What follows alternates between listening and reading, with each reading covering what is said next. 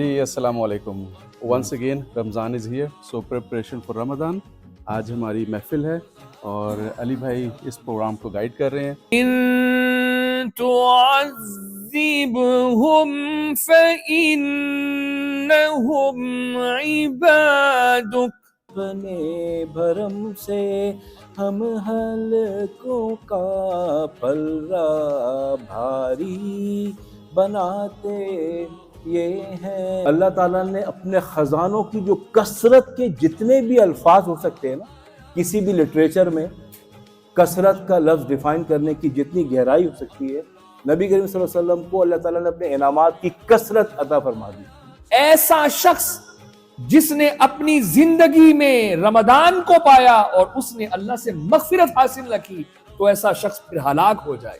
رسول سلام علیکہ یا حبیب سلام علیکہ صلوات اللہ علیکہ. جو تنگ دست ہیں اللہ انہیں خوشحالی عطا فرما، جو پریشان ہے اللہ ان کی پریشانیوں کو دور فرما. جزاک اللہ جی، بہت اچھی تھی، بہت ساری چیزیں پتہ چلی. ماشاء اللہ زبردست ایز یوزول. جس طرح ہمارا استقبال رمضان پروگرام ہر سال ہوتا ہے تو ماشاء اللہ قاری صاحب آئے ہوئے ہیں بیلجیم سے. سر جزاک اللہ، بڑی پرنور محفل. ہمیشہ قاری انصر صاحب جب بھی آتے ہیں بہت ہی ٹو دا پوائنٹ اور بڑے ہی فیسی و بلیغ طریقے سے سمجھاتے ہیں سب کو. جی بہت اچھا ہوا، بہت انفارمیشن ملی، بہت ساری چیزیں ہمیں یاد نہیں تھی. ماشاء اللہ آپ نے جو ارینج کیا ہے اس میں بہت ساری چیزیں ہمیں پتہ چل گیا ہے. آپ احباب نے پھر یاد کیا اور الحمدللہ استقبال رمضان کے سلسلے میں حاضر ہوئے. بہت اچھی محفل رہی. جی السلام علیکم. Once again Ramzan is here so preparation for Ramzan. آج ہماری محفل ہے اور علی بھائی اس پروگرام کو گائیڈ کر رہے ہیں. تو ماشاءاللہ علی بھائی کچھ فرمائیے گا اس پروگرام کے بارے میں. عاصف بھائی بہت شکریہ، جزاک اللہ. اللہ تعالیٰ نے ہمیں موقع دیا الحمدللہ کہ نبی صلی اللہ علیہ وسلم کی سنت کے مطابق رمضان سے پہلے ایک عالم دین کی موجودگی میں ہم سیکھیں گے کہ رمضان کو کس طرح اچھا گزارنا ہے. اللہ تعالیٰ توفیق دے کہ ہم اچھی بات سنیں، اچھی بات پر عمل کریں اور رمضان میں بہترین فائدے حاصل کریں. ماشاء اللہ شکریہ. السلام علیکم.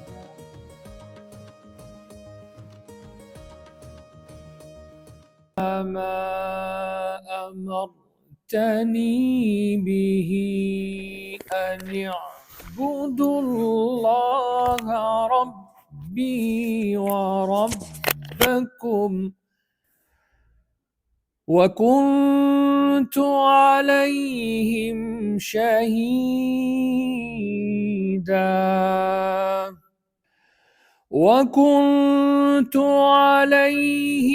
شهيدا ما دمت فيهم فلما توفيتني كنت أنت الرقيب عليهم وأنت على كل شيء شهيد.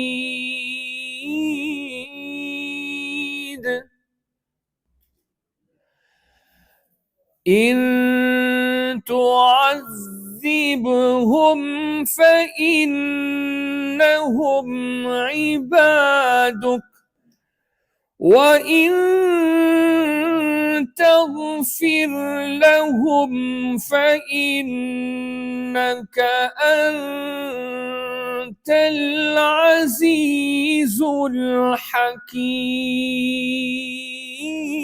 الحكيم. وإن تغفر لهم فإنك أنت العزيز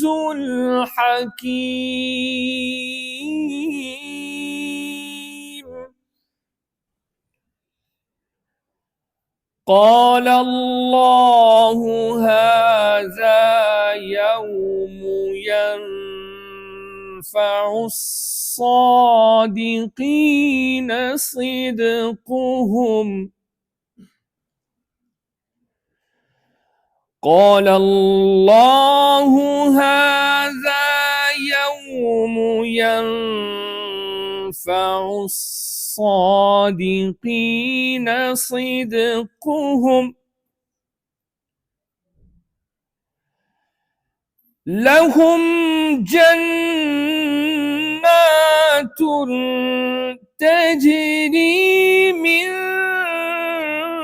تحتها الأنهار خالدين فيها أبدا رضي الله عنهم ورضوا عنه رضي الله عنهم ورضوا عنه ذلك الفوز العظيم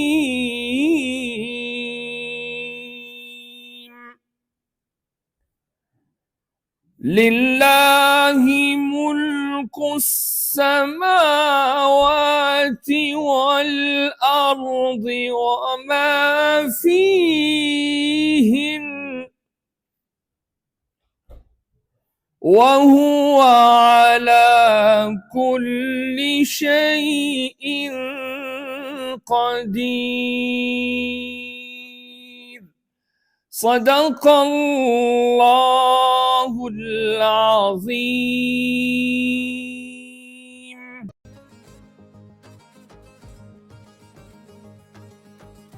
بات سکھاتے یہ ہیں سیدھی راہ، چلاتے یہ ہیں سچی بات، سکھاتے یہ ہیں سیدھی راہ، چلاتے یہ ہیں اپنے بھرم سے ہم حلقوں کا، اپنے بھرم سے ہم حلقوں کا، اپنے بھرم سے ہم حلقوں کا پلڑا بھاری بناتے یہ ہیں، پلڑا بھاری بناتے یہ ہیں، اپنی بنی ہم آپ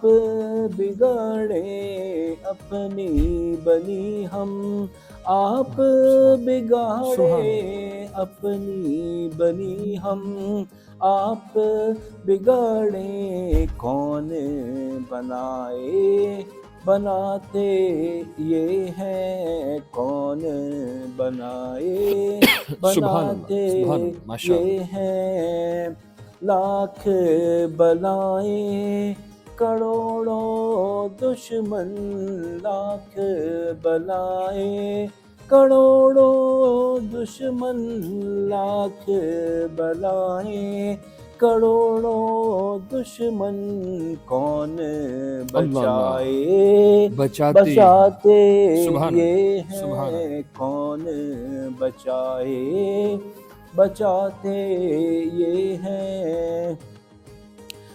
ایک عالم دین نے صحیح بخاری کی حدیث سنائی جس میں بلائیں کروڑوں دشمن، کون بچائے بچاتے یہ ہیں، ٹھنڈا ٹھنڈا میٹھا میٹھا، ٹھنڈا ٹھنڈا میٹھا میٹھا، ٹھنڈا ٹھنڈا میٹھا میٹھا، پیتے ہم ہیں پلاتے یہ ہیں، پیتے ہم ہیں پلاتے یہ ہیں۔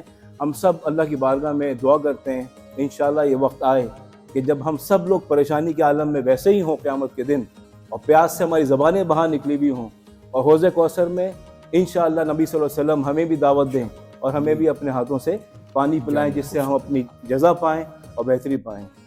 ٹھنڈا ٹھنڈا میٹھا میٹھا، پیتے ہم ہیں پلاتے یہ ہیں، پیتے ہم ہیں، پلاتے یہ ہیں، انا اعطیناک الکوثر، انا اعطیناک الکوثر، انا اعطیناک الکوثر، ساری کثرت پاتے یہ ہیں، ساری کثرت پاتے یہ ہیں۔ علماء کرام بیان کرتے ہیں کہ جو آیت ہم نے سنی ہے، انا اعطیناک الکوثر فصل لربک وانحر ان شانئک هو الابتر، کوثر کے اندر میں نے کتابوں میں پڑھا ہے کہ اللہ تعالیٰ نے اپنے خزانوں کی جو کثرت کے جتنے بھی الفاظ ہو سکتے ہیں نا، کسی بھی لٹریچر میں کثرت کا لفظ ڈیفائن کرنے کی جتنی گہرائی ہو سکتی ہے، نبی کریم صلی اللہ علیہ وسلم کو اللہ تعالیٰ نے اپنے انعامات کی کثرت عطا فرما دی۔ اور وہ حدیث تو ہم سنتے ہی رہتے ہیں کہ اللہ تعالیٰ رزق پیدا، خزانہ پیدا کرنے والا رب ہے، اور بانٹتے ہمارے پیارے نبی صلی اللہ علیہ وسلم۔ اس کائنات میں رزق جو ہے نبی صلی اللہ علیہ وسلم کے نام سے بڑھتا ہے۔ تو کثرت جتنی بھی تھی اللہ تعالیٰ نے نبی صلی اللہ علیہ وسلم کو عطا فرما دی، اس کے بعد پھر ان کا فیض پھر اس دنیا میں آ رہا ہے۔ آپ خود سوچیں نا، ہم نے قرآن کریم میں مختلف انبیاء کرام کے ان کی قوموں کے وزوی مختلف معاملات سنے، مختلف قوموں میں مختلف گناہ موجود تھے جس کی وجہ سے ان پر عذاب نازل ہوا، لیکن آپ خود ایمانداری سے بتائیں آج اس کائنات میں کیا وہ سارے کے سارے مجموعی طور پر گناہ نہیں ہو رہے؟ کیا ہو رہے ہیں، لیکن پھر بھی وہ عذاب نازل نہیں ہو رہا۔ کیوں؟ کیونکہ اللہ تعالیٰ نے نبی صلی اللہ علیہ وسلم کو اس کائنات میں بھیج دیا، تو ان کی وجہ سے ہماری اس حوالے سے بھی بچت ہوئی ہے۔ صحیح نا؟ انا اعطیناک الکوثر، ساری کثرت پاتے یہ ہیں، ساری کثرت پاتے یہ ہے، قصر دنا تک کس کی رسائی، قصر دنا تک کس کی رسائی، قصر دنا تک کس کی رسائی، جاتے یہ ہیں، آتے یہ ہیں، جاتے یہ ہیں، آتے یہ ہیں۔ اللہ تبارک و تعالیٰ کو دیکھنا ایک امر ہے، اس کے علاوہ حضرت موسیٰ علیہ السلام نے، آپ سب کو پتہ ہے کہ اللہ سے دعا کی یا ان سے گزارش کی کہ وہ ان سے دیکھنا چاہتے ہیں یا بات کرنا چاہتے ہیں۔ الفاظ میرے آگے پیچھے ہو سکتے ہیں، تھوڑا مضمون یہ ہے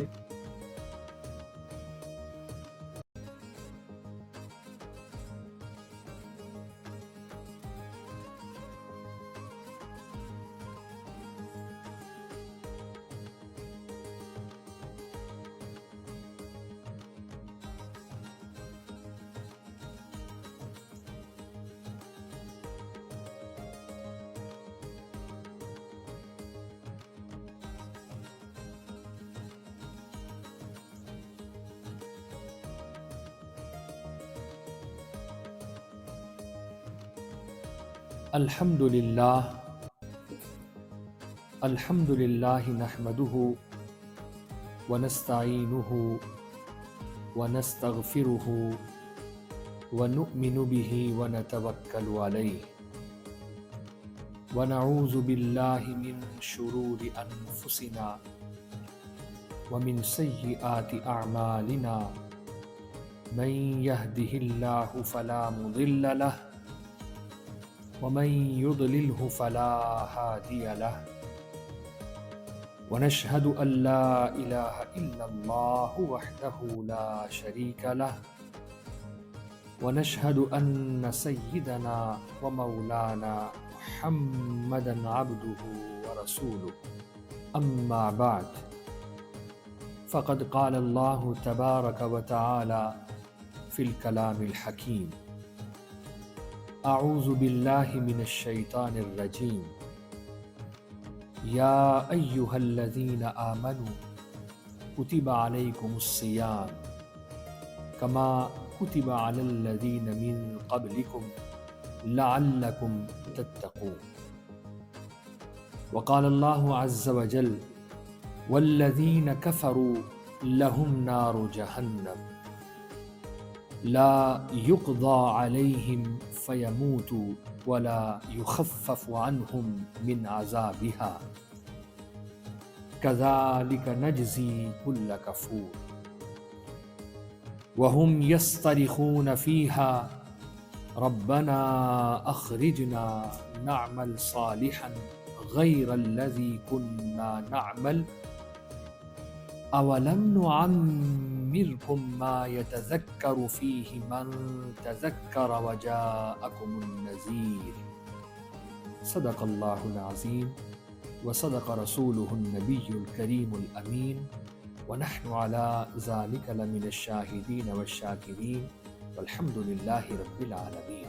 معزز اور محترم سامعین و سامعات، حاضرین و حاضرات، السلام علیکم ورحمۃ اللہ وبرکاتہ۔ سب سے پہلے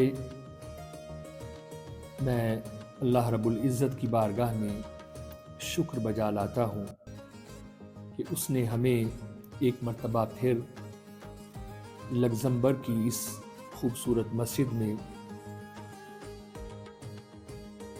اپنا اور اپنے حبیب صلی اللہ تعالی علیہ وسلم کا ذکر کرنے کے لیے توفیق سے نوازا۔ اللہ سبحانہ و تعالی ہم سب کا یہاں آنا قبول فرمائے۔ اللہ رب العزت میری زبان پر کلمت الحق جاری فرمائے، حق کہنے کی، آپ کو حق سننے کی، اور ہم تمام مسلمانوں کو حق قبول کر کے اس پر عمل کی اللہ توفیق عطا فرمائے، آمین۔ جیسا کہ آپ کے علم میں ہے کہ الحمدللہ رمضان المقدس کی آمد ہے، بڑا ہی عظیم اور بابرکت مہینہ ہم پر سایہ فگن ہونے والا ہے۔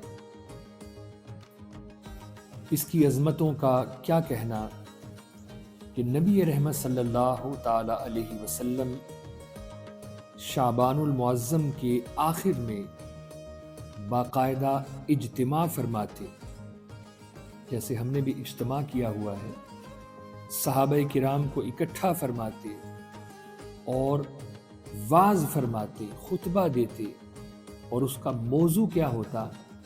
رمضان المقدس کی فضیلت، تاکہ رمضان شریف کے لیے تیار کیا جائے، ذہن سازی کی جائے۔ اتنا عظیم مہینہ ہے، اس کا ایک ایک لمحہ، ایک ایک گھڑی رحمتوں سے معمور ہے، اور کوئی بھی غفلت میں یہ مہینہ نہ گزارے۔ تو انشاءاللہ العزیز میں نبی رحمت صلی اللہ تعالی علیہ وسلم کے اس خطبے کو بھی بیان کروں گا، لیکن اس سے پہلے جو آیات بینات میں نے تلاوت کی ہیں، پہلے ان کا ترجمہ آپ سماعت فرمائیں۔ میں نے قرآن حکیم کے دو مختلف مقامات سے، پہلا مقام ہے سورہ بقرہ شریف، وہاں سے ایک آیت کریمہ تلاوت کی ہے، اور دوسرا مقام ہے سورہ فاطر، یہ 22واں پارہ ہے، یہاں سے میں نے 2 آیات کریمہ تلاوت کی ہے۔ پہلی آیت کریمہ میں اللہ تعالیٰ نے ایمان والوں سے خطاب فرمایا کہ اے ایمان والو، تم پر رمضان کے روزے فرض کیے گئے ہیں، جیسا کہ تم سے پہلوں پر بھی کیے گئے تھے۔ تو تم جب رمضان کے روزے رکھو گے تو میری طرف سے انعام تمہیں کیا ملے گا؟ لعلکم تتقون، تمہیں تقوی کا نور مل جائے گا، پرہیزگاری کی دولت مل جائے گی، متقین کی صف میں تمہارا شمار ہوگا۔ یہ پہلا مقام تھا جس میں میں نے اس آیت کریمہ کو تلاوت کیا۔ اب آئیے سورہ فاطر کی طرف چلتے ہیں۔ اللہ سبحانہ و تعالیٰ نے سب سے پہلے کافروں کے بارے میں خطاب کیا، فرمایا والذین کفروا لہم نار جہنم، وہ لوگ کہ جنہوں نے دنیا میں ایمان قبول نہ کیا اور ان کا خاتمہ کفر پر ہوا، فرمایا ان کے لیے جہنم کا عذاب ہے، یعنی وہ جہنم کی آگ میں جلیں گے۔ لا یقضی علیہم فیموتوا، وہ خواہش کریں گے کہ کاش ہمیں موت آ جائے،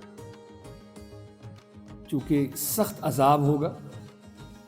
آپ دیکھیں نا کہ دنیا میں بھی، اس دنیا میں بھی بعض اوقات بعض انسانوں پر ایسی حالت وارد ہو جاتی ہے کہ وہ تکالیف سہ نہیں پاتے، تو پھر ان کی تکالیف کو دیکھ کر دیکھنے والے کہہ دیتے ہیں کہ اللہ ان کو پردہ ہی دے دے، کہ یہ تکالیف اٹھا نہیں سکتے اور ہم ان کی تکالیف کو دیکھ نہیں سکتے، اے اللہ ان کو پردہ ہی دے دے۔ لیکن جہنم کے اندر تو دنیا کی نسبت کس قدر بھیانک اور سخت عذاب ہوگا، اس کا تو ہم تصور بھی نہیں کر سکتے۔ تو وہاں پر بھی لوگ خواہش کریں گے کہ ہمیں موت آ جائے، تاکہ یہ مسلسل جو تکلیف ہمیں مل رہی ہے، مسلسل جو اللہ کی طرف سے عذاب میں ہم مبتلا ہیں، اس سے ہماری خلاصی ہو جائے۔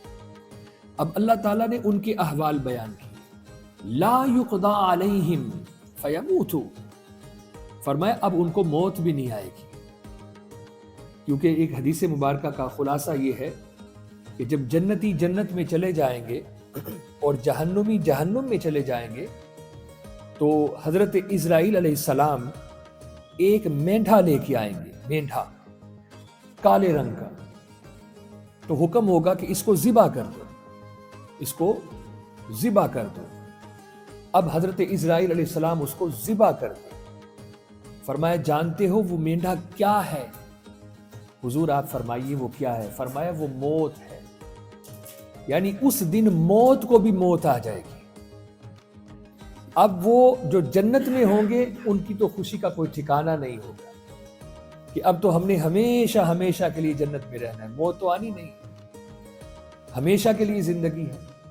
اور جو جہنم کے اندر ہوں گے، آپ ذرا سوچئے تو صحیح، اس وقت ان کی کیا کیفیت ہوگی؟ بدقسمتی اور غم اور پریشانی میں وہ پہلے سے مبتلا، لیکن مزید وہ اپنی قسمت پر ہائے ہائے اور تف ہی کریں گے کہ اب تو ہمیں موت بھی نہیں آ سکتی۔ لا یقضی علیہم فیموت، فرمایا ایک تو ان کو موت نہیں آئے گی، دوسرا ولا یخفف عنہم من عذابہا، ان کے عذاب میں کوئی تخفیف بھی نہیں کی جائے گی، یعنی عذاب میں کوئی کمی بھی نہیں ہوگی، عذاب مسلسل ہوگا، اور جس شدت سے ہو رہا ہوگا اس شدت میں کمی بھی نہیں آئے گی۔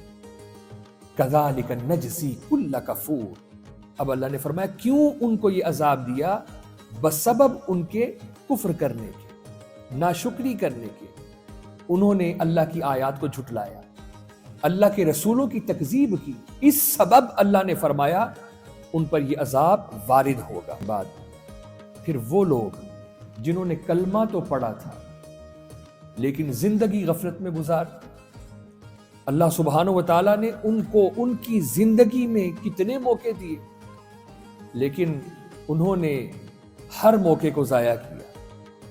میرے بھائیوں، بچپن ہوتا ہے، اس کے بعد پھر اگلی سٹیج جوانی کی ہے، پھر آس ہوتی ہے ابھی تو جوانی پڑی ہے، بڑھاپا آئے گا۔ جب انسان بوڑھا ہو جائے تو بڑھاپے کے بعد تو کوئی سٹیج نہیں ہے نا جی۔ ویسے تو بچپن میں بھی اللہ سبحانہ و تعالیٰ چاہے تو موت دے دے، جوانی میں بھی موت دے دے، عمر کا تو کوئی تعین نہیں ہے۔ جس وقت اللہ سبحانہ و تعالیٰ نے موت لکھی ہے، چاہے بچپن میں ہے، جوانی میں ہے، بڑھاپے میں ہے، موت کا وقت مقرر ہے، وہ ایک سیکنڈ بھی آگے پیچھے نہیں ہو سکتا۔ لیکن چلے ہم نے دیکھا ہے کہ بچپن کے بعد پھر جوانی اور جوانی کے بعد پھر بڑھاپا ہے، لیکن بڑھاپے کے بعد تو کوئی منزل ہی نہیں ہے۔ بڑھاپے کے بعد برزخ ہے یا قبر ہے۔ تو وہ کس قدر بدقسمت لوگ کہ جن کی جوانی بھی گزر گئی اور بڑھاپا بھی انہوں نے غفلت میں گزار دیا۔ اب وہ لوگ، ان کے بارے میں کہا جا رہا ہے کہ ان کو بھی اللہ جہنم میں پھینکے گا۔ وَهُمْ يَسْتَرِخُونَ فِيهَا، وہ چیخیں گے، وہ چلائیں گے، اور وہ کیا کہیں گے؟ ربنا، اے ہمارے رب، اخرجنا، ہمیں یہاں سے نکال دے، ہمیں ایک موقع دے، نعمل صالحا، اب ہم عمل صالح کریں گے. ایک موقع دے, ربنا اخرجنا, یہاں سے نکال, نعمل صالحن, اب ہم نیکی کے کام کریں گے, خیر کے کام کریں گے, ایک موقع ہمیں عنایت فرما دے. اللہ اکبر. غیر الذی کننا نعمل, وہ جو ہم نے عمل بد کیے تھے, زندگی غفلت میں گزاری تھی, اب اس طرح کے عمل نہیں ہم کریں گے.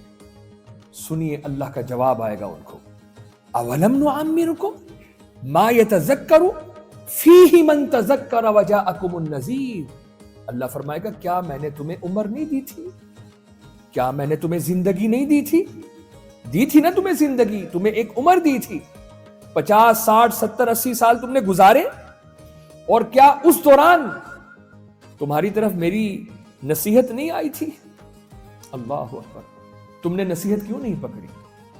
وجاءکم النذیر, وہ ڈرانے والے میں نے بھیجے نہیں تھے؟ فرمایا کہ اس لفظ نذیر سے مراد سب سے پہلے تو اللہ کے رسول ہیں.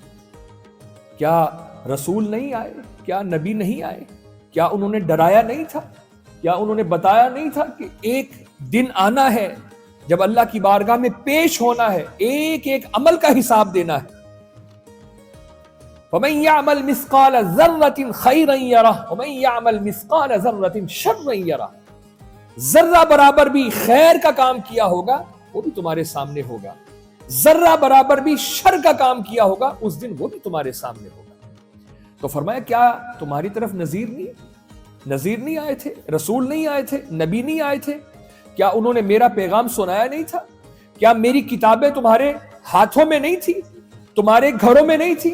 کیا تم اس کو پڑھ نہیں سکتے تھے؟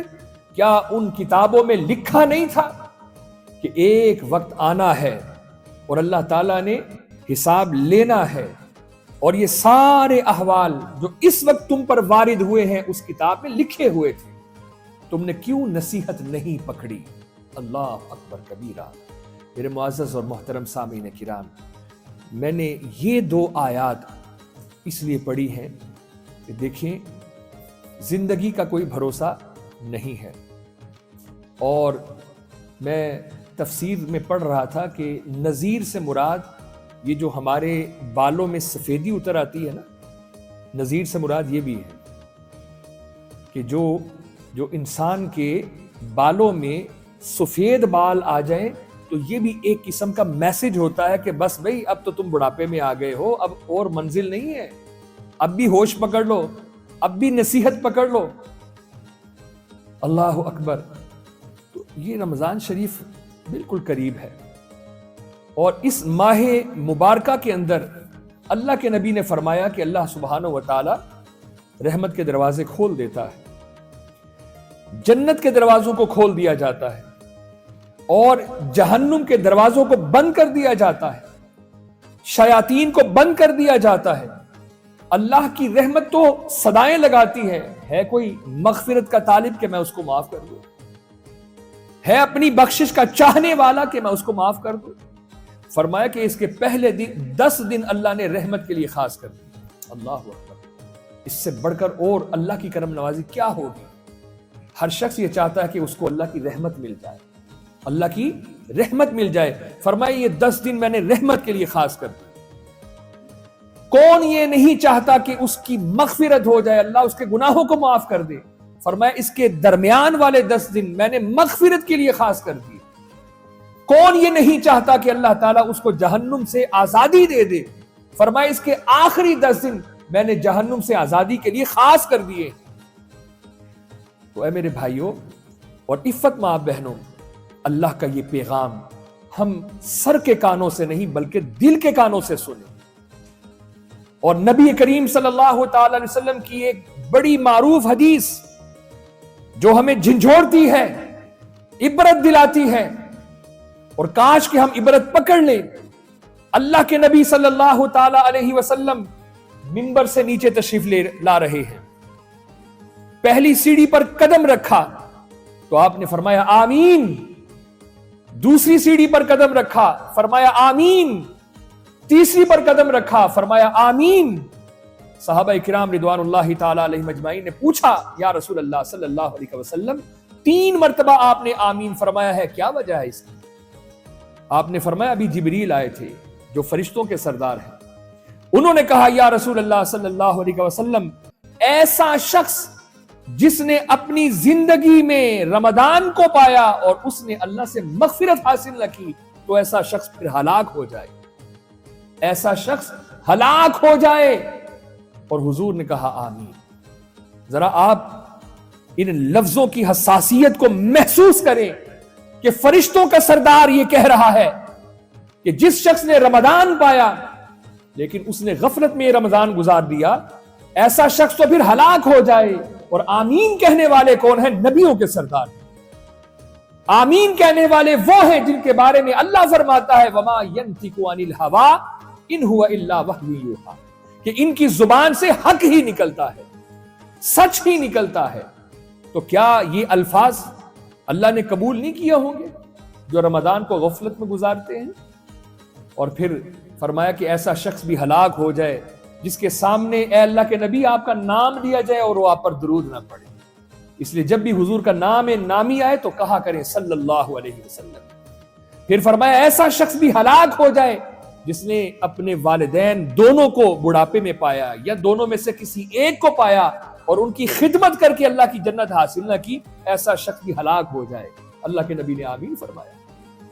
تو میں یہ عرض کر رہا تھا یہ رمضان اتنا مقدس مہینہ جس کے بارے میں فرمایا اگر کسی نے غفلت برتی، کیوں یہ کہا کہ اگر کسی نے غفلت برتی تو وہ ہلاک ہو جائے، ہلاک ہو جائے؟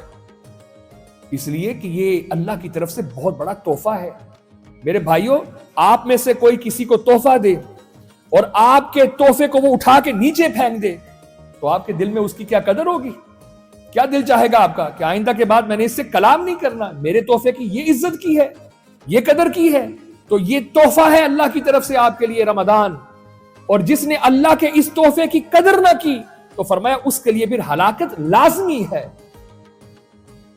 اب ہم نے اس کو کیسے گزارنا ہے؟ تو میں چاہتا ہوں میں سب سے پہلے اپنے لفظوں کو بیان نہ کروں بلکہ اپنے نبی کے لفظوں کو بیان کروں۔ حضور نے جو خطبہ ارشاد فرمایا ذرا اس کو سن لیجئے۔ نبی کریم صلی اللہ تعالی علیہ وسلم کی اس سنت پر ہم عمل کر رہے ہیں۔ آج جو یہ ہم نے اجتماع قائم کیا ہے یہ حضور کی سنت ہے۔ شعبان کے آخر میں آپ نے اسی طرح صحابہ کرام کو جمع کیا اور خطبہ دیا، اور حضور نے کیا ارشاد فرمایا صلی اللہ علیہ وسلم؟ آپ نے فرمایا اے لوگو، اب یہ حضور کے خطبے کے لفظ سنیے، اے لوگو تم پر ایک عظمت اور برکت والا مہینہ سایہ فگن ہونے والا ہے، اس کی ایک رات ایسی ہے کہ 1000 مہینوں کی عبادت سے زیادہ اللہ ثواب عطا فرمائے گا اگر اس ایک رات کو تم نے پا لی۔ اور وہ کون سی ہے؟ انا انزلناہ فی لیلۃ القدر وما ادراک ما لیلۃ القدر لیلۃ القدر خیر من 1000 شہر تنزل الملائکۃ والروح فیہا باذن ربہم من کل امر سلام سلام ہی حتی مطلع الفجر۔ اللہ فرما رہا ہے کہ ہم نے قرآن کو شب قدر میں اتارا، اور یہ کیا ہے شب قدر؟ فرمایا 1000 مہینوں سے بہتر۔ تو حضور نے بھی اپنے خطبے میں فرمایا کہ ایسی رات اس میں اللہ تمہیں عطا فرما رہا ہے جس میں اگر تم نے عبادت کر لی تو 1000 مہینوں کی عبادت سے زیادہ تمہیں اللہ ثواب عطا فرمائے گا۔ اللہ اکبر۔ اور فرمایا کہ اس کے روزوں کو اللہ نے فرض قرار دیا ہے، اور اس کی راتوں میں نماز کو یعنی نماز تراویح کو نفل قرار دیا ہے۔ تو نماز تراویح، اللہ اکبر، یہ بہت بڑی عبادت، یہ بھی ایک تحفہ ہے۔ فرمایا رمضان میں دن کو روزہ رکھو اور راتوں کو قیام کرو۔ جس شخص نے ایمان اور احتساب کے ساتھ دن کو روزہ رکھا اور راتوں کو قیام کیا یعنی نماز تراویح ادا کی، اللہ سبحانہ و تعالیٰ نے اس کی مغفرت فرما دی، اس کے گناہوں کو اللہ نے معاف فرما دیا۔ تو آقا کریم علیہ السلام نے ارشاد فرمایا سنو، اس میں ایک نفلی نیکی تم کرو گے تو اللہ اجر فرض کے برابر عطا کرے گا۔ اللہ اکبر۔ نفلی نیکی فرض کا درجہ لے جائے گی، اور جب فرض ادا کرو گے تو ایک فرض کا اجر و ثواب 70 گنا بڑھا دیا جائے گا، جیسے تم نے 70 فرض ادا کیے ہیں۔ اللہ اکبر۔ فرمایا یہ صبر کا مہینہ ہے، اور صبر کا بدلہ جنت کے سوا کچھ نہیں ہے.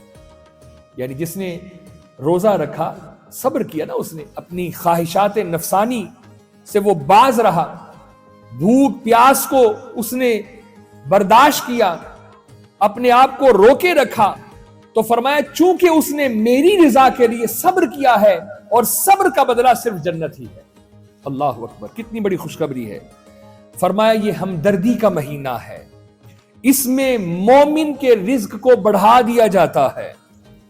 اور جس نے اس مہینے میں کسی کو افطار کروایا، یعنی روزہ افطار کروایا، اللہ اکبر، حضور صلی اللہ تعالی وسلم نے فرمایا ایسے شخص کو اللہ جہنم سے آزاد فرما دیتا ہے، جہنم سے آزاد فرما دیتا ہے.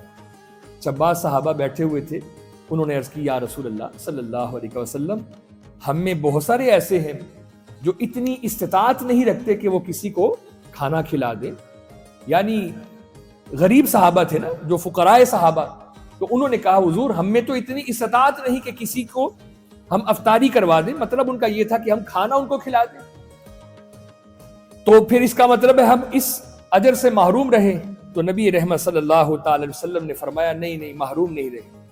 جتنی تمہارے اندر استطاعت ہے، پانی کے ایک گھونٹ سے ہی کسی کی افطاری کروا دو، کھجور کے ایک دانے سے ہی کسی کی افطاری کروا دو، دودھ یا لسی کے ایک گھونٹ سے ہی کسی کی افطاری کروا دو، تو اللہ سبحانہ و تعالیٰ تمہیں بھی وہ اجر عطا فرمائے گا.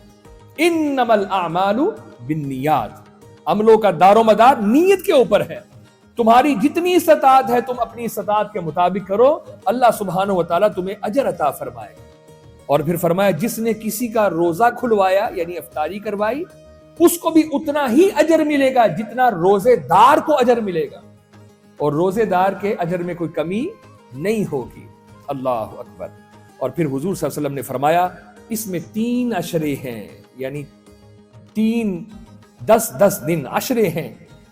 پہلا عشرہ اللہ تعالیٰ نے رحمت کے لیے خاص کر دیا، درمیان والا عشرہ اللہ تعالیٰ نے مغفرت کے لیے خاص کر دیا ہے، اور آخری عشرہ اللہ سبحانہ و تعالیٰ نے جہنم سے آزادی کے لیے خاص کر دیا ہے.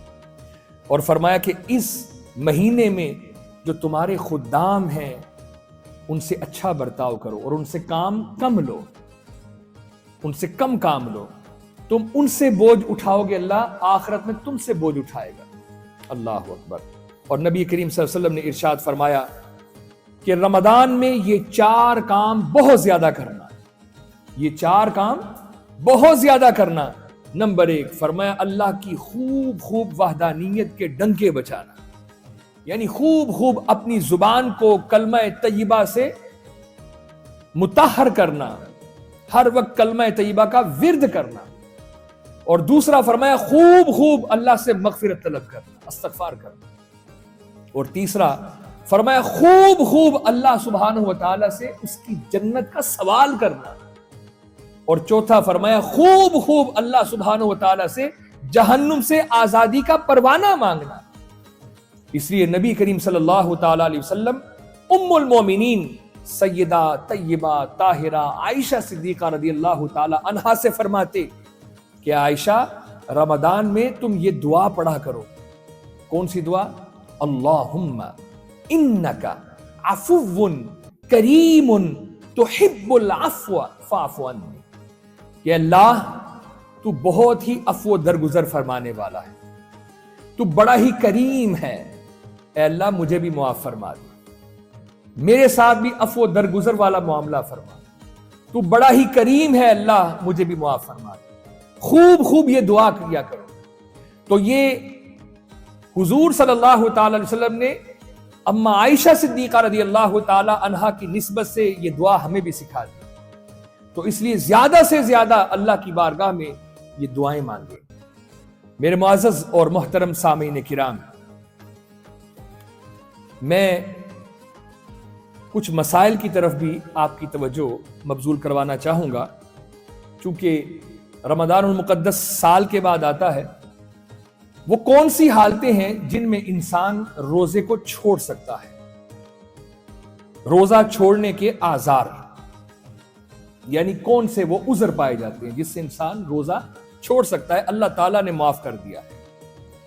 نمبر 1، اگر کسی شخص نے سفر کرنا ہو मुसाफिर, और मुसाफिर शरई मुसाफिर जो हो, ये कम अज कम उसने 52 किलोमीटर से आगे का सफर करना हो, और जिस जगह उसने जाना है 15 दिन से कम उसने ठहरना है। नंबर 2, जिस जगह उसने जाना है उसका आबाई वतन ना हो। आबाई वतन यानी जहां पर उसकी पैदाइश हुई है। तो अब वो मुसाफिर है, तो अगर वो चाहे तो वो रोजा छोड़ सकता है और रमजान गुजारने के बाद फिर उस रोजे की कज़ा करे। नंबर 2, ऐसी खातून जो प्रेग्नेंट है, हामिला है, और डॉक्टर ने कह दिया कि अगर सारा दिन तुम कुछ खाओ पियोगी नहीं तो बच्चे को तकलीफ हो सकती है, तुम्हारी अपनी सेहत बिगड़ सकती है, तो उसके लिए भी रुख्सत है कि वो बाद में इन रोजों की कज़ा कर ले। तीसरा फरमाया कि वो खातून जो बच्चों को दूध पिलाती है, तो इस वजह से उसको परेशानी लाहक हो सकती है कि अगर वो रोजा रखे तो परेशानी लाहक हो सकती है बच्चे को भी और उस खातून को भी। तो फरमाया कि वो रोजा छोड़ सकती है, जितने रोजे वो छोड़ेगी बाद में उनकी कज़ा कर ले। उसके बाद फरमाया कि एक उज़र ये है कि एक शख्स इस कदर बूढ़ा हो गया कि बूढ़ापे की वजह से इतनी नकाहत उसके अंदर आ गई कि अब वो रोजा रखने पर कादिर नहीं है, तो उसको भी फिर रुख्सत दी है। फरमाया हां, अगर वो जैसे सर्दियों के छोटे दिन आते हैं तो वो उन दिनों में रोजों की कज़ा कर ले, लेकिन अगर वो इस पर भी कादिर ना हो तो फिर उसके लिए फरमाया गया है कि वो फिदिया अदा कर दे, जिसका इंशाल्लाह मैं बाद में जिक्र करता हूं। इसी तरह फरमाया कि कोई ऐसा शख्स जो मरीज है और उसकी मर्ज जो है वो इस हद तक बढ़ी हुई है कि अपने मर्ज की वजह से वो रोजा रखने पर कुदरत नहीं रखता, तो फरमाया कि अब वो भी रोजों को मुअख्खर कर दे, जब अल्लाह उसको सेहत दे तो फिर वो उन रोजों की कज़ा कर ले। इसी तरह फरमाया कि मुजाहिदीन जब वो जिहाद के अंदर मशगूल हैं तो भी रोजों को छोड़ सकते हैं, बाद में कज़ा करेंगे। पहुंचाएगा तो फरमाया कि अब वो रोजा तोड़ दे, लेकिन उस रोजे पर भी कफारा नहीं है, बाद में वो कज़ा कर लेगा। इसके बाद कुछ सवालात किए जाते हैं कि हालत रोजा में क्या इंजेक्शन लगा सकते हैं, हालत रोजा में क्या हम आंखों में ड्रॉप डाल सकते हैं, हालत रोजा में क्या कान में दवाई डाल सकते हैं। इस तरह के कुछ क्वेश्चन भी हमारे सामने आते हैं। तो याद रखिए कि आंख और ये नाक दोनों का एक रास्ता है हलक के साथ, इसलिए फरमाया गया है कि आंख और नाक के अंदर मेडिसिन या दवाई या ड्रॉप नहीं डालना, इससे रोजा टूट जाएगा। सहरी के वक्त अगर किसी को प्रॉब्लम है आंखों की तो वो सहरी के वक्त डाल ले या अफ्तारी के बाद। दौराने रोजा अगर वो कोई ड्रॉप वगैरह डालेगा आंखों में या नाक के अंदर तो इससे रोजा टूट जाएगा। अलबत्ता कान के अंदर अगर उसने कोई दवाई डाली तो कान का रास्ता हलक के साथ डायरेक्ट नहीं है, इस पर फुकहा फरमाते हैं उसका रोजा नहीं टूटेगा। इसी तरह फरमाया कि इंजेक्शन पहले तो कोशिश करे कि अफ्तारी के बाद ही इंजेक्शन लगवाए, लेकिन अगर कोई ऐसा मामला है कि इंजेक्शन नहीं लगवाएगा तो उसकी सेहत बिगड़ सकती है, तो फिर इस बारे में आज के हमारे जो फुकहा उलमा है उनकी अक्सरियत ने यह फतवा दिया है कि वो इंजेक्शन लगा सकता है, गोश्त में भी लगा सकता है और वेन में भी लगा सकता है, दोनों तरह जायज है। इसी तरह अगर वो बीमार हो गया रोजे के दौरान और उसको हस्पताल मुंतकिल किया और वहां पर उसको जरूरत पेश आई, उन्होंने कोई ऐसी मेडिसिन लगा दी उसकी वेन के अंदर जो लिक्विड के सूरत में वो जा रही है, तो इससे भी रोजा नहीं टूटेगा। इसी तरह यह सवाल भी किया जाता है कि अगर किसी को कै आ गई तो क्या इससे रोजा टूट जाएगा? तो देखिए इसकी दो सूरतें हैं। एक, अगर किसी ने जानबूझकर कह की, यानी खुद ऐसे मामलात किए कि उसको कह आ जाए, तो अगर इस तरह उसने किया और कह भी मुंह भर के आई तो फिर रोजा टूट जाएगा। لیکن اگر اس نے خود سے قے کرنے کی کوشش کی لیکن منہ بھر کر قے نہیں آئی تو اس سے روزہ نہیں ٹوٹے گا. ہاں اگر خود سے اس کو قے آ گئی, بعض اوقات کچھ زیادہ کھا لیا تو دل متلا ہوا اور اس کو قے آ گئی, تو یہ جتنی مرضی قے آئے اس سے روزہ نہیں ٹوٹے گا. اسی قے سے روزہ ٹوٹے گا کہ جس میں اس نے خود سے یہ عمل کیا اور قے بھی اس کو منہ بھر کر آئی, تب اس کا روزہ ٹوٹے گا. خود سے اگر قے آ جائے تو اس سے روزہ نہیں ٹوٹے گا. اسی طرح اگر کوئی شخص روزے کے دوران سو رہا ہے اور اس پر غسل واجب ہو گیا, اس پر غسل واجب ہو گیا, تو اس سے روزہ نہیں ٹوٹے گا. ہاں اس پر غسل واجب ہوا ہے, وہ غسل کر لے گا. دیکھیں, ایک ہے غسل واجب ہو گیا اور ایک ہے اس نے خود غسل واجب کیا. اگر خود غسل واجب کیا تو اس پر قضا بھی ہے اور کفارہ بھی ہے. لیکن اگر خود سے غسل واجب ہو گیا تو اس پر اس کا روزہ نہیں ٹوٹے گا, البتہ اس کو غسل کرنا پڑے گا. معزز اور محترم سامعین کرام, یہ کچھ ایسے مسائل تھے جو میں نے عرض کر دیے. اب ہم واپس آتے ہیں رمضان المقدس کے فضائل کی طرف. نبی کریم صلی اللہ تعالی علیہ وسلم نے ایک خواب سنا, اور خواب جنہوں نے بیان کیا ان کا نام تھا حضرت سلمان فارسی رضی اللہ تعالیٰ عنہ, اور یہ حدیث مبارکہ نسائی شریف میں اور ابن ماجہ میں آئی ہے. اللہ اکبر. خواب انہوں نے کیا دیکھا کہ دو ایسے صحابہ تھے, یہ ابھی خواب نہیں, یہ میں ویسے بتا رہا ہوں. دو صحابہ تھے جنہوں نے اکٹھے اسلام قبول کیا, اور ان میں سے ایک جو تھے وہ نیکیوں میں بہت آگے آگے رہتے, ہر معاملے میں سبقت لے جاتے, یعنی روزے بھی رکھتے, نفلی روزے بھی رکھتے, راتوں کو قیام بھی کرتے, قرآن کی تلاوت بھی کرتے, صدقہ و خیرات بھی کرتے, ہر نیکی کے کام میں آگے آگے رہتے. اور جو ان کے ساتھی تھے دوسرے جو تھے وہ اپنے فرائض کو ادا کرتے, یعنی ان کی نیکیاں ایسی نہیں تھیں کہ جو ان کے برابر ہوں. اب ہوتا یہ ہے کہ وہ جو نیکیوں میں ہر وقت سبقت لے جانے والے ہیں ان کا وصال ہو گیا, اور قریباً 1 سال کے بعد وہ جو دوسرے تھے ان کا بھی وصال ہو گیا. اب یہ آپ نے ان کے احوال سن لیے, اب خواب سنیے. وہ فرماتے ہیں کہ میں نے خواب میں دیکھا کہ حشر بپا ہے, میں بھی اس کے اندر ہوں. چلتے چلتے میں جنت کے دروازے کے قریب پہنچ گیا, اور میں نے کیا دیکھا کہ وہ دونوں وہاں پر کھڑے ہیں. اب وہ جو دوسرے تھے جو 1 سال بعد میں جن کا انتقال ہوا, ان کو رضوان جنت کہہ رہا ہے کہ تم پہلے جنت میں داخل ہو, یہ ابھی جنت میں داخل نہیں ہوں گے, اور وہ پہلے جنت میں داخل ہو گئے. اور وہ جو ہمیشہ نیکیوں میں سبقت لے جاتے تھے, اچھا ان کا جو خاتمہ ہوا ہے وہ بھی شہادت پر ہوا ہے. ایک غزوے میں وہ شہید بھی ہوئے, یعنی شہادت کی موت بھی ملی ان کو روک دیا گیا اور کہا کہ ابھی تمہارا وقت نہیں آیا. تو آپ فرماتے ہیں مجھے بڑا عجیب لگا, پھر کچھ وقت گزرا تو پھر ان کو بھی جنت میں داخل کر دیا. کہا مجھے بڑا عجیب لگا, ہم تو یہ سوچ رہے تھے کہ وہ جو پہلے اس دنیا سے گئے ہیں ان کو جنت میں داخلہ پہلے ملے گا, اس لیے کہ وہ تو ہر نیکی کے معاملے میں آگے آگے رہتے تھے اور شہادت کی موت بھی ان کو ملی. لیکن یہاں عجیب معاملہ ہو گیا, یہ انہوں نے خواب دیکھا اور صبح اٹھ کے انہوں نے اس خواب کو صحابہ کے درمیان بیان کیا. اب جب صحابہ نے سنا تو انہوں نے بھی یہی بات کہی, یہ بڑی عجیب بات ہے, جانا تو اس کو پہلے چاہیے تھا لیکن وہ دوسرے پہلے چلے گئے. اب اس خواب کا اتنا چرچا ہوا کہ رسول پاک تک یہ خواب پہنچ گیا. نبی کریم صلی اللہ علیہ وسلم نے جب اس خواب کو سنا تو فرمایا آؤ میرے پاس بیٹھو, میں تمہیں بتاتا ہوں کہ یہ خواب کیا ہے.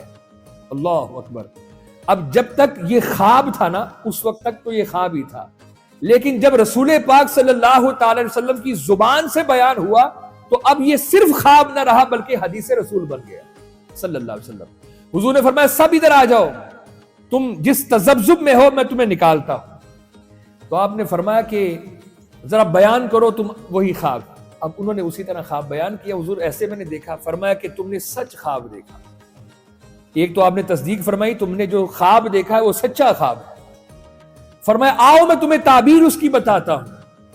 فرمایا وہ جو تمہارا بھائی جو ہمیشہ نیکیوں میں سبقت لے جاتا تھا اور جس کا خاتمہ بھی شہادت پر ہوا ہے، یعنی شہادت کی موت اس کو ملی ہے، تمہیں تعجب یہ ہے نا کہ اس کو روک کیوں دیا، اس کو پہلے جنت میں داخل کیوں نہ کیا؟ تو سنو، وہ جو تمہارا بھائی بعد میں فوت ہوا تھا، 1 سال بعد میں فوت ہوا تھا، کیا اس نے 1 سال بعد میں رمضان کو اپنی زندگی میں نہیں پایا؟ اللہ اکبر، اس کو 1 رمضان اور مل گیا اپنی زندگی میں۔ اس رمضان کے سبب وہ اس کی نیکیوں سے آگے نکل گیا، رمضان کے سبب اس کی نیکیوں سے آگے نکل گیا، اس لیے فرمایا کہ اب اس کی نیکیاں بڑھ گئی ہیں، اس کو جنت میں پہلے داخلہ ملے گا۔ اس حدیث مبارکہ سے یہ پتہ چلتا ہے کہ رمضان کتنا اہم ہے، کہ بعض اوقات انسان سارا سال اتنی زیادہ نیکیاں نہیں کر پاتا، غافل بھی رہتا ہے، لیکن خوش قسمتی سے اگر وہ رمضان المقدس کے دنوں میں اور راتوں میں اللہ کی بارگاہ میں حاضر ہو جائے، اور جس طرح اللہ کے نبی نے فرمایا رمضان گزارو، اس طرح اگر اس نے رمضان گزارا تو الحمدللہ اس کے کھاتے میں اتنی نیکیاں ہو جائیں گی، اتنی نیکیاں ہو جائیں گی، اور وہ نیکیاں ہی اس کو جنت میں لے جانے کا سبب بن جائیں گی۔ اللہ اکبر کبیرہ۔ معزز اور محترم سامعین کرام، نبی رحمت صلی اللہ تعالی علیہ وسلم کا پھر یہ فرمان، آپ نے فرمایا کہ رمضان کے مہینے میں اللہ سبحانہ و تعالی جیسے ہی پہلی رات آتی ہے، جیسے ہی پہلی رات آتی ہے تو تمثیل دی 10 لاکھ ایسے افراد جن پر ان کی بدعمالیوں کی وجہ سے جہنم واجب ہو چکے لوگوں کو اللہ سبحانہ و تعالی معاف فرما دیتا ہے۔ 10 لاکھ وہ لوگ کہ جو گنہگار، سیاکار، بدکار، صرف انہوں نے سچے دل سے توبہ کی، اللہ سبحانہ و تعالیٰ ان کو معاف فرما دیتا ہے۔ میرے بھائیوں، اللہ کی رحمت بڑی وسیع ہے، توبہ کا دروازہ بھی کھلا ہوا ہے۔ جان کائنات صلی اللہ تعالی وسلم نے فرمایا کہ اگر تم آخری عمر میں بھی پہنچ گئے ہو نا، یعنی بڑھاپے میں بھی پہنچ گئے ہو، تو یاد رکھو اللہ سبحانہ و تعالیٰ نے ابھی رحمت کا دروازہ بند نہیں کیا ہوا۔ جب روح نکلتی ہے اور روح یہاں غرغرے میں پہنچتی ہے، ہاں اس وقت اب دروازہ بند ہو جاتا ہے۔ اس سے پہلے انسان اگر چاہے سچے دل سے توبہ کرے تو اللہ سبحانہ و تعالیٰ یہ فرماتا ہے ان اللہ یحب التوابین ویحب المتطہرین۔ بعض اوقات یہ بھی ہوتا ہے نا کہ کوئی ایسا ہمارا بھائی جس نے غفلت میں زندگی گزاری ہو، اب اچانک وہ مسجد کا رخ کر لے، نمازیں پڑھنا شروع کر دے، تو اس کے اپنے ہی ساتھی اس کو تانا دینے شروع کر دیتے، وہ کیا کہتے ہیں اتنے چوہے کھا کے بلی حج پہ گئی۔ تو ایسے تانا نہیں دینا چاہیے۔ بھی دیکھو اگر اللہ تعالیٰ نے اس کو یہ موقع عطا کیا ہے، اس کو غفلت سے نکالا ہے، تو ایسے لوگوں کو اپریشیٹ کرنا چاہیے، حوصلہ بلند کرنا چاہیے۔ الحمدللہ کتنا اچھا یار تم یہ کام کر رہے ہو، اللہ تمہیں اس کی جزا دے، اس کا حوصلہ بلند ہو، نہ کہ حوصلہ شکنی کی جائے۔ دیکھو اللہ سبحانہ و تعالیٰ یہ فرما رہا ہے کہ ایسا بندہ جب میرے بارگاہ میں آتا ہے تو ان اللہ یحب التوابین، فرمایا میں اس کو اپنا محبوب بنا لیتا ہوں۔ کتنا بڑا اعزاز اللہ عطا فرما رہا ہے، میں اس کو اپنا محبوب بنا لیتا ہوں۔ کل تک جو سیاکار تھا، بدکار تھا، جس کا نام فرعون اور فرعون کی ذریت میں لکھا ہوا تھا، لیکن جیسے ہی اس نے توبہ کی، اللہ فرماتا ہے اب وہ اس لسٹ سے نکل گیا ہے، اس صف سے نکل گیا ہے، اب وہ اس صف میں آ گیا ہے جو میرے فرما بردار بندوں کی صف ہے، یہ تو میرا محبوب بن گیا ہے۔ تو فرمایا کہ یہ بابرکت مہینہ، اس کی عظمت تو دیکھو، پہلی ہی رات اللہ سبحانہ و تعالیٰ 10 لاکھ ایسے افراد جن پر جہنم واجب ہو چکی ہوتی ہے، جب وہ توبہ کرتے ہیں اللہ تعالیٰ ان کی توبہ کو قبول فرما لیتا ہے۔ پھر فرمایا دوسری رات دوبارہ یہی عمل ہوتا ہے، ہر رات مسلسل یہ عمل جاری ہے. اور فرمایا آخری رات، اللہ اکبر، جس کو ہم چاند رات کہتے ہیں، اکثر ہمارے بھائی غفلت میں گزار دیتے ہیں، بڑی اہم رات ہوتی ہے. یعنی جب صبح عید ہو، وہ چاند رات، فرمایا وہ ایسی رات ہے، اس رات پورے مہینے میں اللہ تعالیٰ نے جتنے لوگوں کی مغفرت فرمائی ہوتی ہے، اس مجموعے سے بھی زیادہ اس ایک رات میں اللہ تعالیٰ بخشش و مغفرت فرماتا ہے. کتنی اہم رات ہے. میں یہ اس لیے عرض کر رہا ہوں تاکہ ہمیں یہ معلوم ہو کہ رمضان کی راتیں کتنی پیاری ہیں، اور خاص طور پر آخری رات کتنی حسین. تو ان راتوں میں کیا کرنا ہے، کم از کم اتنا تو ہم کر سکتے ہیں. الحمدللہ اب تو راتیں بھی بڑی لمبی ہیں، تراویح پڑھ لیں. اگر کسی کو بہت ہی مجبوری ہے تو کم از کم عشاء کے بعد وہ اپنے گھر میں پڑھ لے. یہ بھی نہیں کر سکتا تو کم از کم 2 نفل ہی پڑھ لے. اور جب سحری کے وقت اٹھے تو تہجد کے 2 نفل ضرور پڑھ لے. قرآن پاک کا کم از کم 1 رکوع ہی تلاوت کر لے. نبی کریم صلی اللہ تعالی علیہ وسلم نے ارشاد فرمایا کہ جیسے لوہے کو زنگ لگ جاتا ہے، تمہارے دلوں کو بھی زنگ لگ جاتا ہے گناہ کرنے کی وجہ سے. یا رسول اللہ وہ زنگ کیسے اترے گا؟ فرمایا کثرت سے قرآن کی تلاوت کیا کرو اور کثرت سے موت کو یاد کیا کرو، اللہ تعالیٰ تمہارے اس زنگ کو اتار دے. تو یہ عادت بنا لی جائے کہ ہر رات کم از کم ایک رکوع ہم تلاوت کریں گے، وگرنہ ایک پارے کی تلاوت تو ہو ہی جائے. اور رمضان شریف میں ایک قرآن پاک مکمل تلاوت کر ہی لیا جائے، کتنا اللہ تعالیٰ اجر و ثواب عطا فرمائے گا. اور پھر خاص طور پر جو آخری رات ہے، نماز عشاء کے فوراً بعد، دیکھیں اس رات تراویح تو نہیں پڑھنی، لیکن 2 نفل اس نیت سے پڑھیے گا، اے پاک پروردگار عالم، سارا مہینہ ہم نے روزے رکھے ہیں، پتہ نہیں کون کون سی ہم سے خطائیں وارد ہوئی ہیں، ہم نہیں جانتے، لیکن اے اللہ تعالیٰ یہ 2 نفل پڑھ رہے ہیں، ہماری ان خطاؤں کو معاف فرما دے.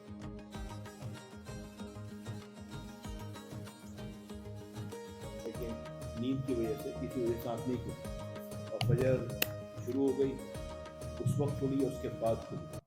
تو نیت کرنے کا ٹائم ایک تو دل کا ارادہ ہے، لیکن کس وقت تک ہوتا ہے؟ سنا ہے کہ ظہر کبریٰ تک آپ نیت کر سکتے ہیں. جی، جیسا کہ علی بھائی نے پوچھا ہے کہ اگر ایک شخص رات کو وہ سویا لیکن سحری کے وقت اٹھ نہ سکا. اب اس میں 2 باتیں ہیں. رات کو جب وہ سو رہا تھا تو وہ نیت کر کے سویا تھا کہ میں کل کا روزہ میرا ہے، اس طرح کی نیت بنا لے. تو اگر وہ سحری کے بعد بھی اٹھا ہے تو الحمدللہ اس کی نیت ہے، اس کا وہ روزہ جاری ہے. سحری کھانا جو ہے یہ سنت ہے اور ضرور کھانی چاہیے، بڑی برکات ہے. آقا کریم علیہ السلام نے فرمایا کہ یہ بھی اللہ تعالیٰ کا ایک تحفہ ہے میری امت کے لیے. پہلی امتوں کے لیے سحری نہیں تھی، بس افطاری ہی تھی، افطاری میں ہی کھانا ہے. لیکن اس امت کے لیے سحری کی نعمت بھی اللہ نے عطا کی. لیکن یہ سحری جو ہے یہ فرض یا واجب نہیں کہ اگر کسی نے رات کو روزے کی نیت کر لی اور سحری نہ کھائی تو اس کا روزہ ہے. دوسرا یہ ہے کہ اس نے نیت نہیں کی، سو گیا، لیکن سحری کا وقت اب نکل گیا، فجر کا وقت آ گیا، تو اب اگر وہ چاہے تو نیت کر لے، نیت کرے، کیونکہ اس نے رات کو سوتے ہوئے نیت نہیں کی تھی. لیکن اب جب وہ اٹھا، آپ یوں کہہ لیجئے کہ فجر بھی گزر گئی، دن چڑھ گیا، تو اس وقت بھی وہ نیت کر لے گا تو اس کا وہ روزہ برقرار رہے گا. جی کوئی اور کویسچن ہو؟ جی بڑا اچھا سوال بھائی نے کیا ہے. اگر جس جگہ پر آپ رہ رہے ہیں وہاں پر آپ کو سحری مل گئی، تو اس دن کا روزہ آپ نے رکھنا ہے. ہاں حالت سفر میں اگر سحری آ گئی تو پھر وہ روزہ آپ چھوڑ سکتے ہیں. اسی وجہ سے ایک مرتبہ میں مڈل ایسٹ سے جوڑا تھا، تو سحری تو مل گئی، لیکن جیسے جیسے ویسٹرن ہیمسفیئر میں داخل ہوا اور ٹائم آگے بڑھتا ہے، بہت ہی لمبا روزہ ہوگا. آپ اس کو اس طرح کر لیجئے نا کہ اگر آپ دوسری طرف جائیں تو جہاں پر دن کم ہوتا ہے تو وہ بیلنس بھی تو ہو سکتا ہے. لیکن یہ آزمائش ہے، باہر کیا یعنی کہ مجھے روزہ نہیں چاہیے، رکھنا چاہیے، یہ رکھنا چاہیے. لیکن اگر وہ شخص وہ کمزور ہے، نحیف ہے، اور وہ سمجھتا ہے کہ یہ دن اتنا لمبا ہو جائے گا کہ میں روزہ رکھنے پر قادر نہیں، تو وہ چھوڑ سکتا ہے. کمزوری آ جائے گی، اس کو عذر آ گیا. اگر میں نے سحری مل گئی، روزہ رکھ لیا، اب 10 بجے میری فلائٹ ہے، تو کیا روزہ میں توڑوں گا یا روزہ نہیں، آپ روزہ برقرار رکھیں گے، روزہ رکھیں گے. جہاں پر بھی غروب آفتاب ہو جائے گا. اچھا یہ بات بھی ذرا آپ سن لیجئے. سحری آپ نے رکھی, اب آپ سفر کر رہے ہیں تو ظاہر ہے کہ آپ اپنے اس ملک سے نکل گئے ہیں, تو جہاں پر بھی آپ جا رہے ہیں تو وہ ٹائمنگ تو بدلتی رہتی ہے نا. تو جہاں پر بھی آپ کو غروب آفتاب مل گیا وہیں پر آپ نے افطاری کر لی. آپ نے اس جگہ کا پھر خیال نہیں رکھنا کہ میں نے چونکہ لگزمبرگ میں سحری کی تھی اور وہاں پر افطاری کا یہ وقت ہے تو میں نے اس وقت میں افطاری کرنی ہے. آپ جہاز میں جہاں پر بھی غروب آفتاب ہوا اب افطاری کر سکتے جی. ہاں اگر آپ چاہیں تو چھوڑ سکتے ہیں. دیکھیں منع نہیں کیا گیا, رخصت دی گئی ہے. ہاں رخصت دی گئی ہے, اگر آپ چاہیں تو چھوڑ سکتے. ہاں اس لیے رخصت دی ہے, حکم نہیں دیا کہ تم چھوڑو. رخصت دی ہے, اگر آپ چھوڑنا چاہیں تو چھوڑ دیں, بعد میں قضا کر دیں.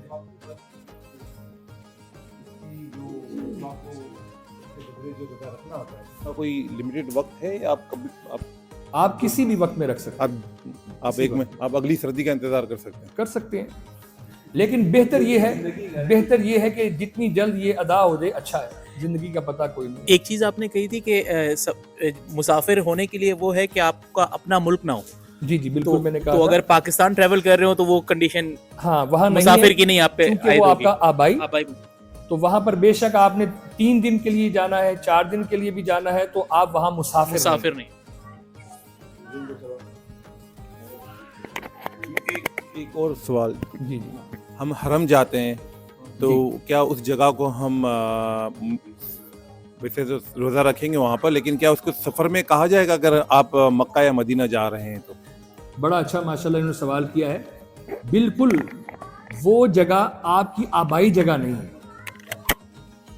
لیکن آپ جب وہاں پر پہنچ گئے ہیں, اب دیکھیں کہ وہاں پر وہ والی اب معاملات نہیں ہیں. 5 سٹار ہوٹل ہیں, بہترین رہائش بھی آپ کو میسر ہے, تو لہٰذا میرا مشورہ یہ ہوگا کہ وہاں روزہ رکھا ہی جائے, اس لیے کہ وہاں تو ایک نیکی کا اجر و ثواب لاکھ کے برابر ہے, تو کم کیوں ہم اپنے اس ثواب کو ضائع کریں. ہاں سفر کی نماز کا بھی بالکل وہی حکم ہے کہ آدھی نماز پڑھیں گے اگر آپ نے 15 دن سے کم کا ارادہ رکھا ہوا ہے. 15 دن میں مکہ اور مدینہ الگ الگ, 15 دن اگر ہے تو پھر آپ مدینہ الگ الگ مقیم ہو گئے, پھر پوری ہی نماز پڑھنی. ہاں دوسری بات یہ ہے, بے شک آپ نے 2 دن کے لیے وہاں جانا ہے, 3 دن کے لیے جانا ہے, لیکن جب آپ وہاں کے مقیم امام کے پیچھے پڑھیں گے تو پوری پڑھیں گے. اکیلے پڑھیں گے تو پھر قصر ہوگی. امام کے پیچھے تو کہیں بھی پڑھیں گے پوری ہوگی. جی یہاں نماز کے حوالے سے یہ رخصت نہیں, اگر آپ سفر میں تو قصر ہی پڑھیں. بالکل. ہاں اگر اکیلے پڑھیں گے تو قصر ہی پڑھنی, کیونکہ یہاں پر حکم ہے, یہاں رخصت نہیں ہے, حکم ہے. اور امام کے پیچھے اگر آپ کو 2 رکعت بھی ملے تو آپ کی پوری ہوگی, آپ کو پوری 4 پوری کرنی ہے. جی بالکل پوری کرنی. جی بسم اللہ. جی جناب. دیکھیں زکوٰۃ کے 8 مصارف ہیں. لگزمبرگ میں زکوٰۃ کے لیے کسی کو ڈھونڈنا کافی مسئلہ ہوتا ہے. جی میں عرض کرتا ہوں, زکوٰۃ کے اللہ سبحانہ و تعالیٰ نے 8 مصارف بیان کیے.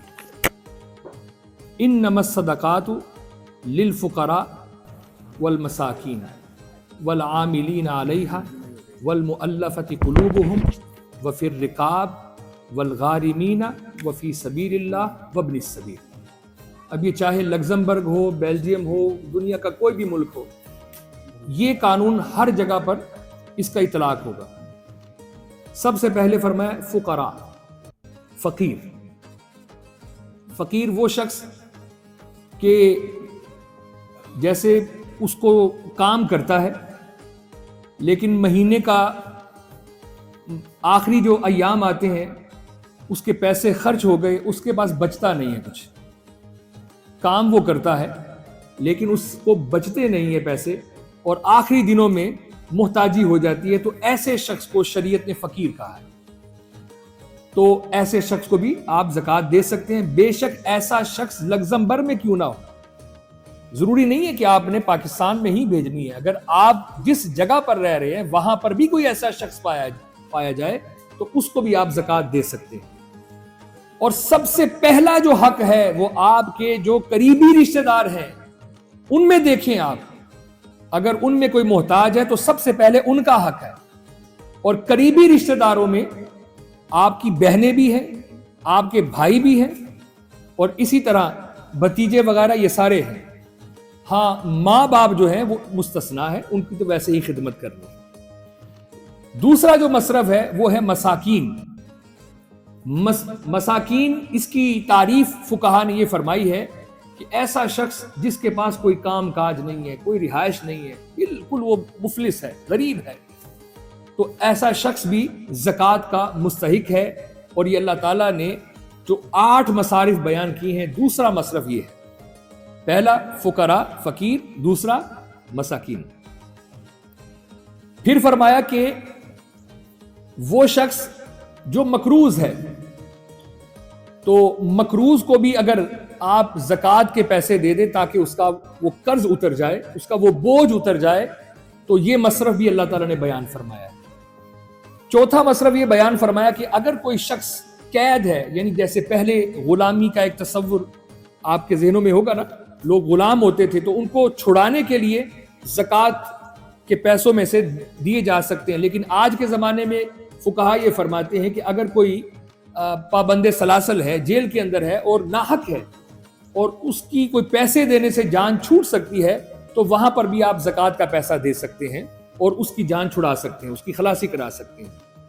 اسی طرح فرمایا کہ 5واں مصرف جو نئے نئے ایمان لائے ہیں, نو مسلم جن کو کہتے ہیں, تو ان کی تالیف قلب کے لیے آپ زکوٰۃ کے پیسوں میں سے بھی ان کی ہیلپ کریں, ان کو تحفہ دیں, ان کو بتائیں نا کہ یہ زکوٰۃ میں تمہیں دے رہا ہوں, تو ان کو کوئی تحفہ دیں, پیسے دے دیں, تاکہ ان کو یہ اچھا لگے کہ میں اسلام میں داخل ہوا ہوں اور یہ میرے بھائی مجھے تحفے دے رہے ہیں. تو یہ مصرف بھی اللہ سبحانہ و تعالیٰ نے قرآن پاک میں بیان فرمایا ہے. اسی طرح فرمایا کہ وہ لوگ جو زکوٰۃ کو جمع کرتے ہیں, اب میرا خیال ہے کہ اس طرح کی کوئی ڈیوٹی تو شاید نہیں ہوتی, لیکن اس دور میں ایسا تھا کہ کچھ صحابہ کرام کی یہ ڈیوٹی ہوتی تھی کہ بھی آپ فلاں علاقوں میں جائیں, جگہوں میں جائیں, اس سے زکوٰۃ وصول کریں, اس سے زکوٰۃ وصول کریں. اب چونکہ وہ اپنا ٹائم لگا رہے ہیں, وقت نکال کے جا رہے ہیں, سفر کر رہے ہیں, تو ان کو پھر مہینے کا وظیفہ بھی زکوٰۃ کے پیسوں میں سے دے سکتے ہیں. ذرا اس پر بھی غور فرمائیے گا. وفی سبیل اللہ وابن السبیل, یہ دو ہیں. وفی سبیل اللہ, اب یہ فی سبیل اللہ کا دائرہ بڑا وسیع ہے. اس کے اندر ہر وہ کام جس میں دین کا حیا ہو رہا ہے, دین کی ترویج ہو رہی ہے, دین کو پھیلانے کے لیے معاملات ہو رہے ہیں, وہاں پر آپ زکوٰۃ دے سکتے ہیں. وہ مدارس بھی ہیں, وہ ایسے انسٹیٹیوٹ بھی ہیں جہاں پر فلاح کا کام ہو رہا ہے, تو وہاں پر آپ زکوٰۃ کا پیسہ دے سکتے ہیں. یہ سب فی سبیل اللہ کے اندر ہی آتا ہے. کیونکہ ہم سے یہ سوال کیا جاتا ہے, جی مدرسے میں کیسے پیسے دے سکتے ہیں, وہ تو کسی شخص کو دینے ہیں. فلاں انسٹیٹیوٹ کو کیسے دے سکتے ہیں؟ بھئی یہ اس کا تعین میں نے نہیں کیا, نہ کوئی کر سکتا ہے, یہ تو اللہ تعالیٰ نے تعین فرمایا, وہ فی سبیل اللہ. اور 8واں جو مصرف ہے وہ ہے وابن السبیل, کہ کوئی ایسا شخص ہے جو مسافر ہے. اب وہ اپنے علاقے میں تو بڑا امیر تھا, لیکن کسی دوسرے ملک میں گیا, وہاں پر اس کے ساتھ کوئی حادثہ ہو گیا, اس کی کوئی جیب کٹ گئی, وہاں پر وہ مفلس ہو گیا, تو آپ کو پتا چلا بھی اس کے ساتھ یہ حالات ہوئے ہیں, تو آپ زکوٰۃ کے پیسے سے اس کی ہیلپ کر سکتے ہیں. یہاں پر بھی آپ زکوٰۃ دے سکتے ہیں. یہ اصلیہ ہے نا, ہم اس کو نہیں دیکھیں گے. رہائش جو ہے نا, یہ ایک بندے کی بنیادی ضرورت ہے. ایک ایسا شخص ہے جس کا اپنا گھر ہے, مالک مکان ہے, لیکن سورس آف انکم اس کی بہت کم ہے. وہ چند دن گزرتے ہیں تو اس کے پاس پیسے نہیں رہتے, محتاج ہو جاتا ہے. تو ایسے شخص کو زکوٰۃ دے سکتے ہیں. بعض یہی افراد کہتے ہیں جی وہ تو مالک مکان ہے. بھئی وہ مکان تو اس کی حاجت اصلیہ میں شامل ہے, اس نے رہنا نہیں ہے. لہٰذا ایسے شخص کو بھی اگر وہ ضرورت مند ہے تو آپ اس کو زکوٰۃ دے سکتے ہیں. یہ سوال کیا ہے کہ ایک شخص ہے, گھر اس کا اپنا ہے, لیکن سورس آف انکم کم ہے, لیکن خواتین کے پاس سونا بہت زیادہ ہے, گولڈ زیادہ ہے. تو بھائی اگر گولڈ یعنی نصاب سے اوپر ہے نا, نصاب سے اوپر ہے, میں یہ نہیں کہہ رہا 100 تولے 200 تولے, نصاب سے اوپر ہے. تو اگر نصاب سے اوپر ہے تو وہ تو خود زکوٰۃ دیں گے. ایسی جگہ پر زکات نہیں دے سکتے. لیکن مرد لے سکتا ہے, عورت نہیں لے سکتی نا. جی جی جی جی جی جی اگر کوئی شخص اس کو دینا چاہے تو دے سکتا ہے. ہاں جیسے نماز جو ہے نا ہر بندے پر اپنی فرض ہے, اسی طرح زکات بھی ہر بندے پر اپنی اپنی فرض ہے. دیکھیں پہلی بات تو یہ ہے کہ حج کے لیے یا عمرے کے لیے قرضہ نہیں لینا, جائز ہی نہیں ہے. سبحان اللہ.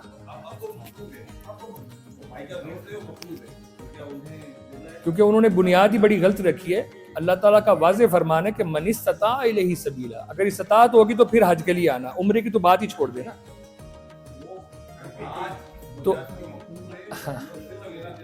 تو باہر کے وہ جس وجہ سے بھی مقروض ہو گیا, اگر وہ مقروض ہے تو محتاج ہو گیا تو اس کو دے سکتے.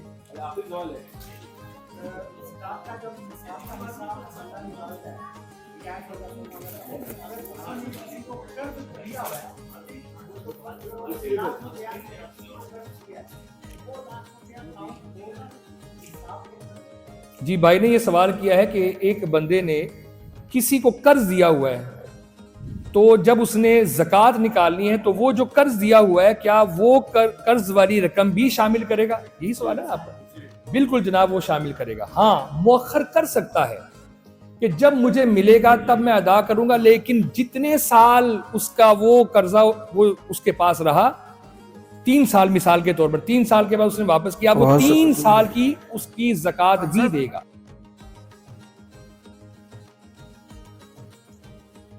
رسول سلام علیکہ یا حبیب سلام علیکہ صلوات اللہ علیکہ ایھا المبعوث فینا جئت بالامر المطاع جئت شرفت المدینہ مرحبا یا خیر داعی یا نبی سلام علیکہ یا رسول سلام علیکہ یا حبیب سلام علیکہ صلوات اللہ علیکہ.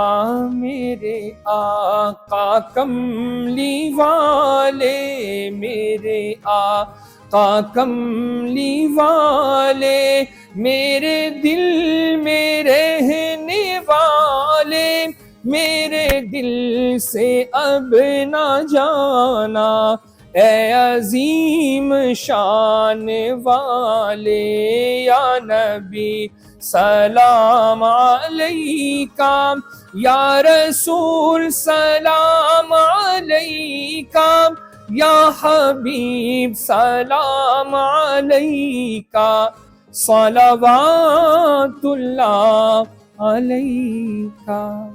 لا الہ الا اللہ لا الہ الا اللہ, پڑھیے لا الہ الا اللہ لا الہ الا اللہ لا الہ الا اللہ لا الہ الا اللہ لا الہ الا اللہ لا الہ الا اللہ محمد رسول اللہ صلی اللہ علیہ وسلم.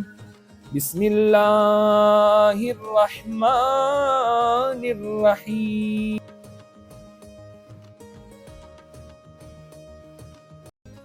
جو تنگ دست ہیں اللہ انہیں خوشحالی عطا فرما, جو پریشان ہیں اللہ ان کی پریشانیوں کو دور فرما. اے اللہ جو مصائب میں گرے ہوئے ہیں ان کی مصیبتوں کو دور فرما, جو مشکلات کا شکار ہیں اللہ ان کی مشکلات کو حل فرما. اے رب رحیم, اے رب کریم, چند دن باقی ہیں تیرا مہمان مہینہ ہم پر سایہ فگن ہونے والا ہے. اے اللہ ہمیں रमदानुल मुक़द्दस के फ़ैज़ व बरक़ात से मुस्तफ़ीज़ फरमा। ए अल्लाह ये माह मुबारका हमें देखना नसीब फरमा। नबी करीम सल्लल्लाहु ताला अलैहि वसल्लम रमदान से पहले ये दुआ फरमाते कि अल्लाह तूने रजब हमें अता कर दिया, शाबान अता कर दिया, अल्लाहुम्मा बल्लिगना रमदान, और ए अल्लाह हमें रमदान तक पहुंचना अब नसीब फरमा। अल्लाह के नबी ये दुआ करते हैं, अल्लाह रमज़ान से पहले अब मौत ना देना। हम भी दुआ करते हैं, अल्लाह रमदान की बहारें हमें देखना नसीब फरमा।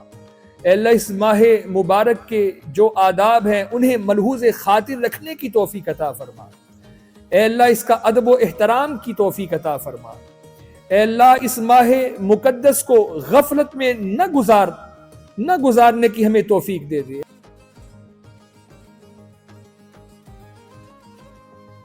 अस्सलाम वालेकुम मुनीर भाई, क्या हाल चाल है वालेकुम आपके? सलाम, ठीक है? अल्हम्दुलिल्लाह। सर आज की महफिल आपने एंजॉय किया, बताइए क्या आपने? जज़ाकल्लाह जी, बहुत अच्छी थी, Comments? बहुत सारी चीज़ें पता चली और काफ़ी सारी चीज़ें ऐसी थी कि जो कि रिवाइज होगी और बहुत अच्छा रहा काफ़ी, और चीज़ें ऐसी थी कि जो भूल जाते हैं, डिस्कस नहीं होती, लेकिन इससे माशाल्लाह से वो अब ख्याल करेंगे। जज़ाकल्लाह, थैंक यू। अस्सलाम वालेकुम शकील भाई, क्या हाल चाल है आपके? ठीक अल्लाह है, का शुक्र है, माशाल्लाह आपने महफिल को ज्वाइन किया, तो कुछ कमेंट्स देंगे प्लीज़? जी माशाल्लाह ज़बरदस्त एज़ यूजुअल जिस तरह हमारा इस्तक़बाल रमज़ान प्रोग्राम हर साल होता है, तो माशाल्लाह कारी साहब आए हुए हैं बेल्जियम से, तो आज की जो महफ़िल है माशाल्लाह रौनक लगी है। माशाल्लाह कारी साहब से हमें बहुत कुछ सुनने को मिला है। माशाल्लाह हमारा ईमान भी ताज़ा हुआ है और उम्मीद है कि जो रमज़ान का महीना है उसको हम इंशाल्लाह ज़्यादा से ज़्यादा बेनिफिट उठाने की कोशिश करेंगे। तो ज़बरदस्त नाइट, माशाल्लाह हमारे दोस्त अहबाब भी यहाँ पे काफ़ी सारे लोग आए हुए हैं, तो अभी बहुत सारे लोग तो यहाँ पे माशाल्लाह आफ्टर प्रोग्राम फूड वगैरह भी एंजॉय कर रहे हैं, रिफ्रेशमेंट वगैरह। माशाल्लाह अच्छा प्रोग्राम है, काफ़ी लोग जमा हो जाते हैं माशाल्लाह। लक्समबर्ग के अंदर रौनक लगी रहती है माशाल्लाह, ज़बरदस्त। जज़ाकल्लाह, थैंक यू। अस्सलाम वालेकुम जोई साहब, क्या हाल चाल है आपके? ठीक है, आपने महफिल को ज्वाइन किया है, कुछ कमेंट्स देंगे आप?